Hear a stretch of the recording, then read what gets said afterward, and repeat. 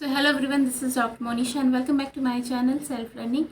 अगर आपने अभी नेट क्लियर किया है तो आपके लिए बहुत बड़ी गुड न्यूज़ है, क्योंकि जब हम नेट क्लियर करते हैं तो हमारा सबसे बड़ा एम होता है कि हमें एक जॉब मिल जाए, असिस्टेंट प्रोफेसर की जॉब मिल जाए। तो आपके लिए एक गुड न्यूज़ ऐसी है कि बहुत अच्छी एक वैकेंसी आई हुई है, जो कि जिसमें डायरेक्ट रिक्रूटमेंट है, कोई तरीके का टेस्ट पहले से नहीं होना है और सैलरी भी बहुत अच्छी है। जैसा कि आपको यहाँ पर शो हो रहा है, जो सैलरी है वो आपकी है ये है ना, तो जो कि 57,700 रुपये है। बहुत अच्छी सैलरी है, सेंट्रल गवर्नमेंट का पे स्केल इसमें लग रहा है, तो इस हिसाब से बहुत अच्छा एक ऑप्शन है या आपको अपॉर्चुनिटी है। इसके लिए अगर आपने नेट क्लियर किया है ना, तो उन स्टूडेंट्स के लिए डायरेक्ट रिक्रूटमेंट है, कोई टेस्ट यहाँ पर नहीं नहीं देना नहीं देना है।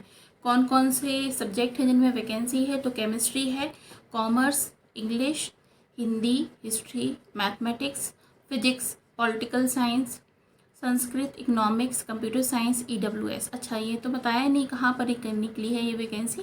तो Motilal Nehru college, university of Delhi के अंतर्गत ये निकली हुई है और ये डायरेक्ट रिक्रूटमेंट है। आप चाहें तो जा सकते हैं इस वेबसाइट पर www.mlncdu.ac.in पर, और इसके साथ में DU की वेबसाइट पर भी आप जाकर इस वैकेंसी को देख सकते हैं।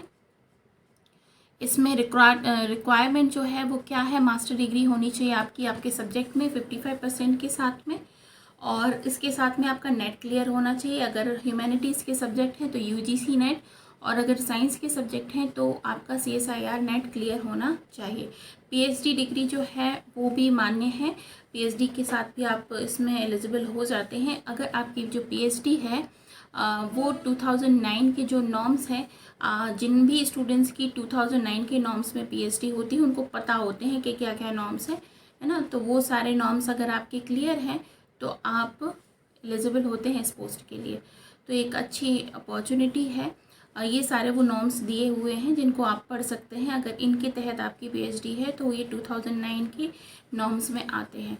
तो अगर चाहें तो इस वैकेंसी के लिए आप जा सकते हैं। टोटल 88 पोस्ट हैं और कैटेगरी वाइज दिया हुआ है किस में कितने हैं।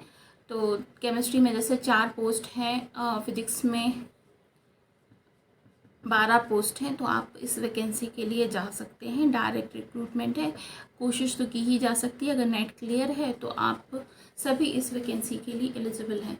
तो मेरी तरफ से आप सभी को ऑल द बेस्ट। अगर आप चाहें तो इसको फॉर्म को फिल कर सकते हैं। Thank you so much.